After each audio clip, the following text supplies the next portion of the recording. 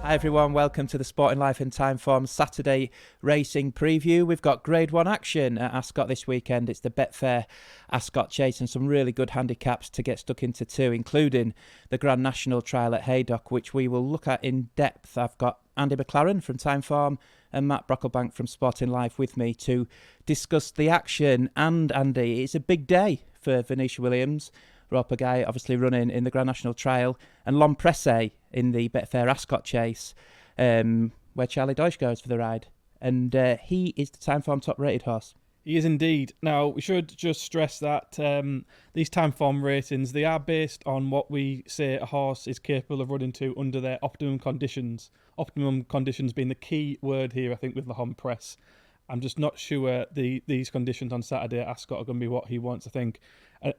Over 3 miles, you saw in that Cotswold Chase, his last victory over Stage Star, he needed every yard of that, didn't he, to get up there.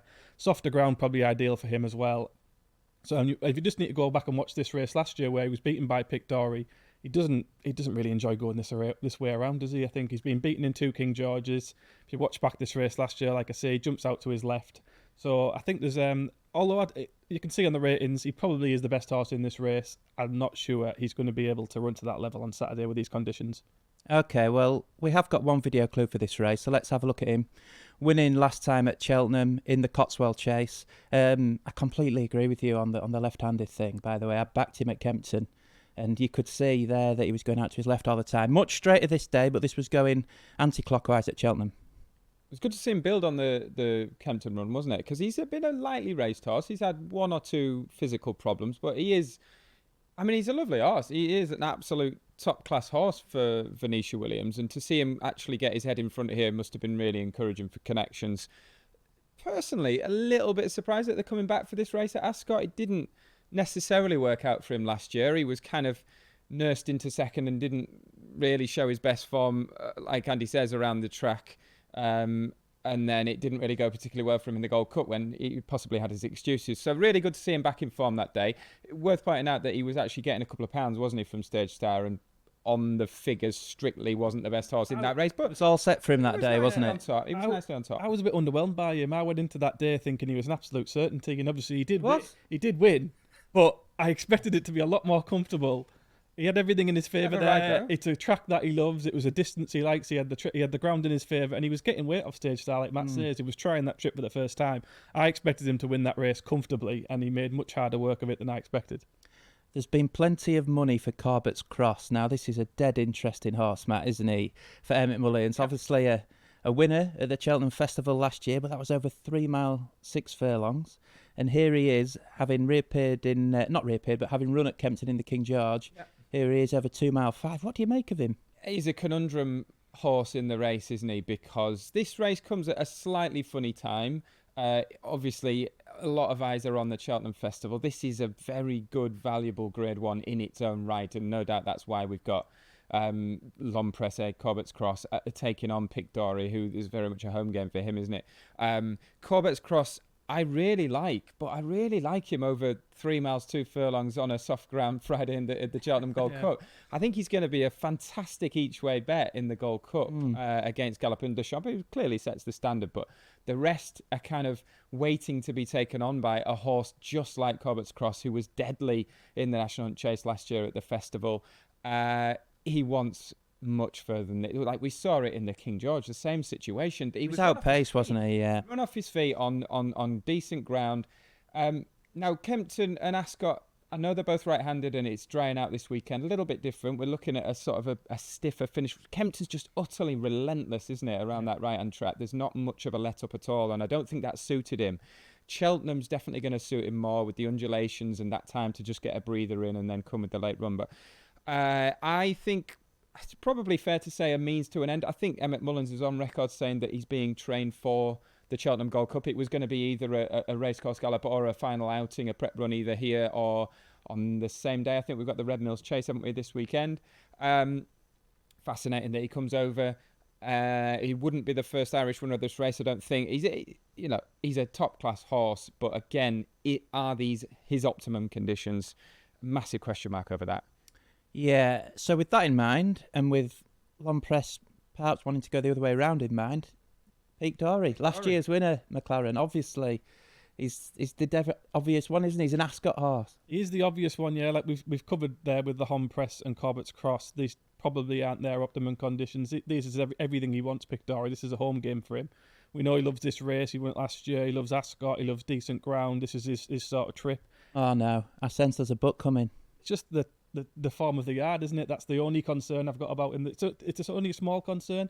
But I looked at, Paul Nicholls was on the Nichols podcast earlier in the week talking about what he openly said. It's been a bit of a frustrating time. He feels like some of his horses are taking a bit longer than normal to get over their flu jabs. So I'd looked this time last year, 1st of February to this weekend, I think he was at about 33% strike rate, whereas this year, same period, it's about 13%. So it is a significant drop off for the yard. That is the only concern with Pictori. Apart from that, he's got everything in his favor. No coincidence for me that Nicholls is coming out, beating his drum and banging his chest in the build-up to this race, though, because this is his chance to get the Grade 1 on the board. I know it's been a long time coming. It was Pictori in this race last year, but he was really good last year. He popped out and pinged away from the front. He's going to take some pegging back again. Now, on the book, his comeback run was only moderate. But we know this horse is deadly fresh.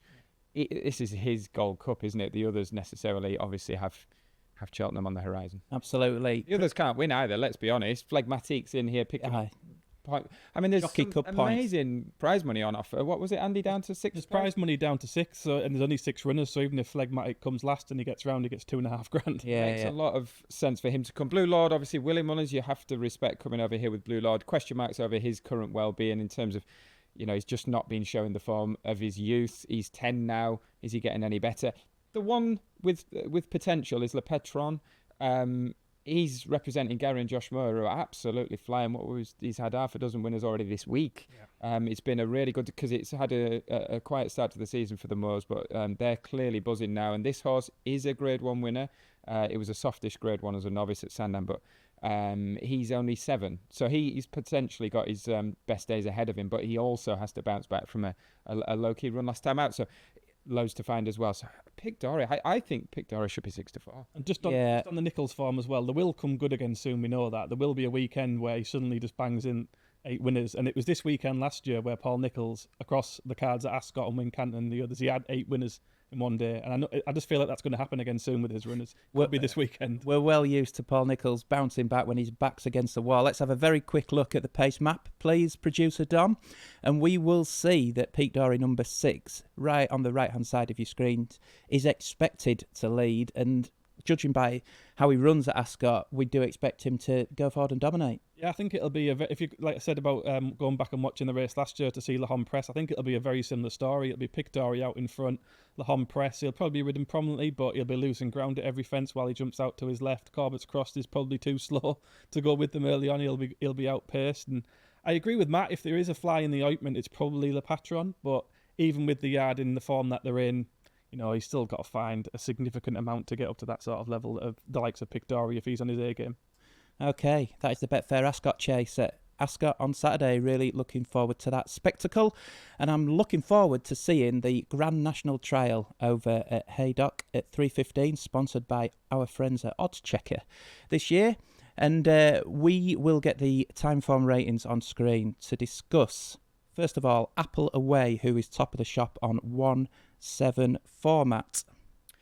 Yeah, Apple Away, representing Lucinda Russell, tends to come good kind of this time of year, I always think, this yard. They do sort of have a slowish autumn often, and that's kind of represented through this horse's form as well, because she's had a fairly quiet start to the season. Look, Apple Away was a Grade 1 winner in her youth. Now, you can go back and pick holes in a lot of these British Grade 1s if you do, willing to do so. And it wasn't a particularly strong Grade 1 that she won as a novice hurdler at Aintree in 2023. Also, when she took to fences initially, I thought she was a little bit sticky over her fences, and I think the connections have sort of said she was a little bit daunted by chasing initially. But I'm glad they've stuck with it, because she's warmed to it, and she's warmed, I think, for going up in distance. That's going to be her, real optimum conditions. Possibly would prefer softer ground, like a few of them in this race, but I do like her. I like her tactically as well. I'm sure we'll come to that, but I think she'll probably have a prominent sit in this race. And for a horse that can get a little bit worried in a crowd and a bit crowded, and she likes to see her fences. She needs a good look at them. I think Haydock might suit her, a prominent ride round here. Interesting one worth pointing out, that Derek Fox, he broke a collarbone only, 3.5, 4 weeks ago when he fell at Windsor. He's come back earlier this week, basically, in midweek, I think. I'd imagine getting back to ride her in a race as valuable as this has been part of the kind of incentive with his rehab. I think it's good that he's back on her because he gets on with it quite well. Yeah, she's obviously really interesting. Apple away for Lucinda Russell. Andy, I want you to talk about last year's winner, Yeah Man, for Gavin Cromwell. Held up last year in heavy ground and came through to win. We've got footage of him finishing third in the Tri-Town earlier in the season. Yeah, you've obviously got to respect anything Gavin Cromwell sends over to these shores, and I think he's probably been aimed at this race, the race he won last year, judging on this comeback run. Yeah, he's obviously higher in the weights than he was last year, quite a bit higher, but yeah, you've got to respect his chance. The way he finished the race off last year, if this has put him spot on for it and teed him up nicely for it. That's the thing. What is he, £11 higher in the ratings? But I bet they're absolutely delighted that 164 rated Royal Pagai's at the top, because he gets in here off 10 stone 8 with Sean Flanagan. So in terms of your racing weight, I mean... What about ground? It's very different to last year. He's going to be a bit quicker. It wouldn't be a concern for me because his form before the race last year, remember he had a finish second, or he was going to finish second and came down behind Victorino at Ascot on nice ground. Yeah, I remember that well. He was running a cracking race there before he came down, and I think that was good ground, we called it at Timeform. So I wouldn't have any concerns about the ground with him at all. It's just whether on that ground the front runners come back to him, because that's how he needs to be ridden, isn't it? He comes with a late thrust. Matt, next video clue is Famous Bridge. Finishing third in the Tommy Whittle at Haydock last time in the famous Hemmings colours. He's got loads of course form, hasn't he? Famous Bridge, which, as we know, stands these horses in pretty good stead. He's a very solid, hard-knocking horse, representing another inform yard in Nicky Richards. He's not going to blow anyone away, but he keeps plodding away. He's one of them for the place pot, I think. He'll probably run his race. Interesting connections have gone for cheap pieces for the first time, try and just eke out that little bit more. This was him finishing, sort of sticking on for third in the Tommy Whittle. He'd actually won it the year before. He's on a very similar mark now. He's £2 out of the weights. He's not quite floating you about, is he? No, he's not quite floating about. I just think he'll run a solid race and finish third or fourth, to be honest. He's just one of those horses. He's one I would have ground concerns for. For me, he's a horse who I'd back him in this sort of race when it's like we're talking on Friday afternoon and we're not sure if the meeting's going to be on. Okay. Borderline unraceable. McLaren, final video clue is Jubilee Express winning at Haydock. So course form, obviously, the last time we saw him, he was good runner-up in the Welsh National. Yeah, I was about to say, it's a good video clue to watch, but I think the most important one to go and watch back with him is that Welsh National. We didn't see much of the race due to the fog, but when he did emerge from that fog at the end, my God, that finishing effort he put in there. I don't think I've ever seen a horse finish a Welsh National like he did last time. It was incredible. So stamina, obviously no problem for him. Ground, I wouldn't have a concern for him. I think if it was more of a stamina test, with the ground going heavy, that would also be in his favour. He's got over right. Wrong. Yeah, that's the thing. Yeah, the fact that Royal Pagai's here does mean he's £8 wrong at the weights. I do have a feeling though, judging that finishing effort last time, he might have more than £8. Well, it's a funny race, isn't it, with Royal Pagai in there, and the Welsh National 1-2. Val Dancer, don't forget as well, also out of the way. I find it difficult to find a punting angle in, but really struggling. I'm really struggling. We've got to mention Gitmaker as well, because he's. Looks like he's kind of been teed up for this or the Ida or another nice staying handicap chase. He wasn't suited to Windsor at all last time. That was a complete scratch run. That was over hurdles off the lower mark, but now he comes here and he's out of the weights as well, and he's only about 5-1. I'm really struggling to get my head around it. I thought at the start of the week maybe Apple away was a good bet, 8-10-1. Whether that price holds up is questionable. I think she's fairly popular, and rightly so. I think her running here 10 stone 2. I think she's probably the last horse to get in off their correct mark. Okay, have you got a selection in the race, Andy? Matt mentioned it there. We were discussing how to pronounce it upstairs before we came down. Gitmaker or Jeepmaker. I'm going to go with Gitmaker for some of the reasons Matt's already outlined there. Third in the Kimura, and then I think he was second or third in the Scottish National last year. Really good staying handicap chase form. Little prep run over hurdles at Windsor last time, and a track that won a suited. He might be getting ready for the Ida, which is a niggling doubt at the back of my mind. But just with that run over hurdles last time, I think they're clearly teeing him up for something. And that form last year at Cheltenham and Ayr, I think he's got at least one big staying handicap chasing him this season. Okay, the Jamie Snowden trained horse for Andy McLaren in the Grand National Trial. We're going to finish with best bets from the team for the weekend. Matt, I'm going to start with you. You're going to go to the Swinley, aren't you? The handicap chase at Ascot, 3 o'clock. Yeah, really competitive stuff. Some good competitive handicaps on ITV Racing from Ascot on Saturday. Looking forward to this stuff. I think there's a value bet to be had in the 3 o'clock. There's some fairly obvious ones in here. Obviously, Teresita was pretty impressive last time out, tackling 3 miles here. And Sam looks like he might be coming to the boil again. He loves it around these tracks, likely to be already been well back. A bit more forward on this occasion, I suspect. He seems to like it around Ascot.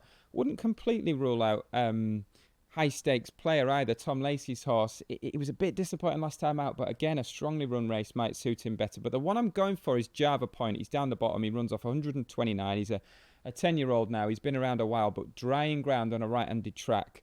And I think, quite crucially, he came good this time last year. He won a nice race at Sandown in February, and I think he might be ready to come to his peak again after Cheltenham run last time. I think he was a value bet selection that day, wasn't he? He might have been, Andy. Yeah. He's a horse I've got a soft spot for. He's just one of them that if you kind of sit tight and wait for the right day with him on a right-handed track on decent ground, he'll put in a good shift for you. I like it. Java Point, perhaps his time of year. And the last word goes to Annie McLaren, who is tipping Gypcott in the first race at Haydock on Saturday, the Temps qualifier. Really unexposed over these staying trips over hurdles. Good horse for Ben Paulin last year. He was one of the ones who got moved out of the yard along with all the other owners' horses. Only campaigned at 2 miles for Paulin. Stepped up in trip earlier in the season, where he was a really impressive winner from the back. And again, going back to Windsor form, it's a funny track we haven't got much evidence there yet, but seems a really funny track where it's hard to come from the back. He was the only horse in the field to make up any sort of ground from the rear. I thought it was a really eye-catching run at Windsor last time. And he's, like I say, he's completely unexposed over these staying trips. So Gypcott over 3 miles, I think he can prove that he's still well ahead of his handicap mark in the opener at Haydock. I like it. Gypcott and Java Point for the panel. That's it. Thanks, guys. Thanks for watching. Enjoyed that. Lots of good racing at Ascot, Haydock and Wincanton to enjoy on Saturday afternoon. And we will see you again soon.